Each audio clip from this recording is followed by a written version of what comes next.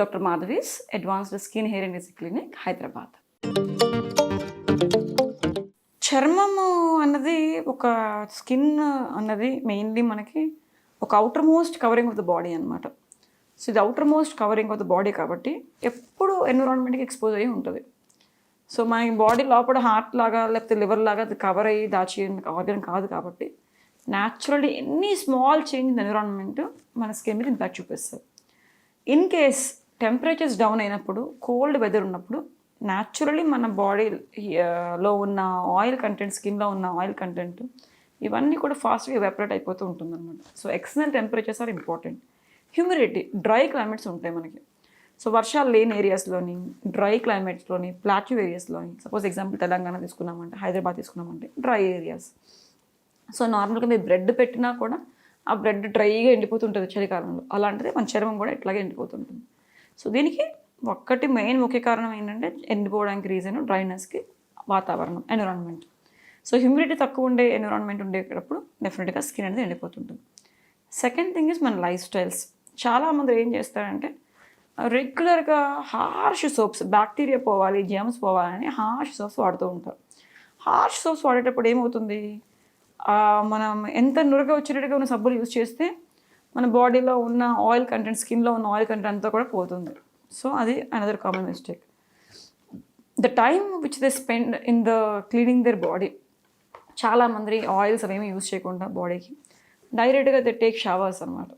Showers వాడేటప్పుడు ఎక్కువసేపు bath tubs ఉండేటప్పుడు చేసినప్పుడు, ప్రాపర్ ఆయిలింగ్ లేకుండా చేసేటప్పుడు న్యాచురల్లీ ఎక్కువ కాంటాక్ట్ వాటర్తో ఉన్నప్పుడు all the natural oils which are there in the skin will go off. So అది. Second thing, post wash nobody will take care to use moisturisers.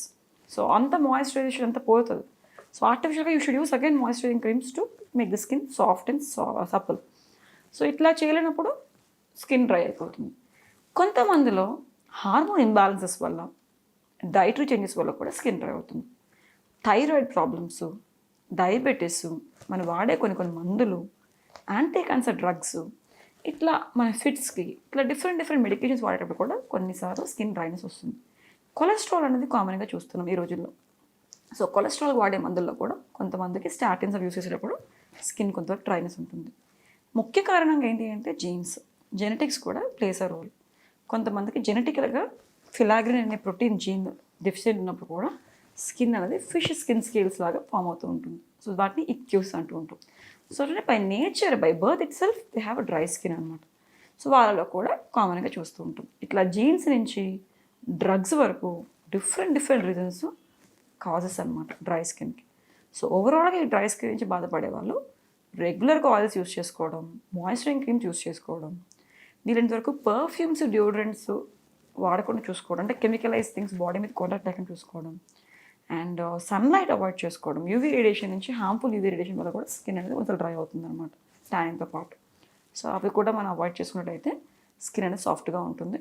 So more tips కోసం డెఫినెట్గా డర్మటాలజిస్ట్ని consult అవ్వండి. Herpes అనే వ్యాధి ఏదైతే ఉందో ఆ వ్యాధి అనేది మనకి నీటి పుక్కల్లాగా ఒక గ్రూప్డ్ వెసైకల్స్ లాగా ఫామ్ అవుతుంది అనమాట. అంటే అది మనకి ఎలా ఉంటుంది అంటే ఒక గ్రూప్ ఆఫ్ వెసైకల్స్, అంటే నీటి బుగ్గలు ఒక్కొక్క ఏరియాలోని రెడ్ బ్యాక్గ్రౌండ్లో కనిపిస్తుంది. అది చూడగానే జనాలందరూ భయపడతారు.